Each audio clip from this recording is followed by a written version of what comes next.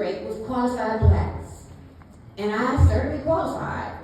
So I applied and was granted an interview. My professionally dressed self with my intellectual astuteness, my qualifying resume, and my beautiful small afro, soft afro, but no headband, handled that interview very well. Then came the two main questions from the Human Resources Director.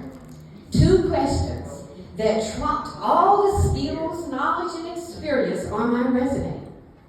Why do you wear your hair that way? And would you be willing to change from your afro style if hired? I became one of 4 African American women who integrated that renowned company. I sacrificed my authentic identity to pave the way. And I did it again when I enlisted in the Army National Guard and the Army Reserve, as I conformed to Army Regulation 670-1, wear and appearance of Army uniforms and insignia, which highly demonstrated against black hair. And my husband, a retired Sergeant Major, can attest to that as well. He didn't have that problem, though. I had to face the fact that straightened or permed hair was the required look for access to professional opportunities.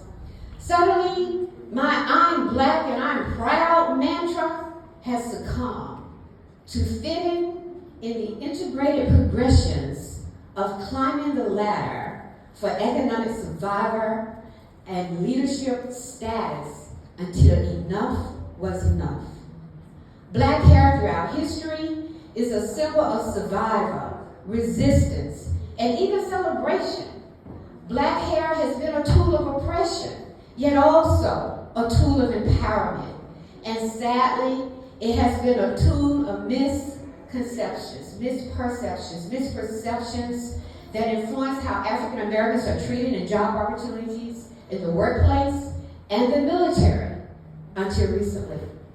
In 2019, 46 years and another century after my initial feeling of being woke with my soft medium afro and headband, the C.R.O.W.N Act was first introduced to Congress to address black hair discrimination in natural hair.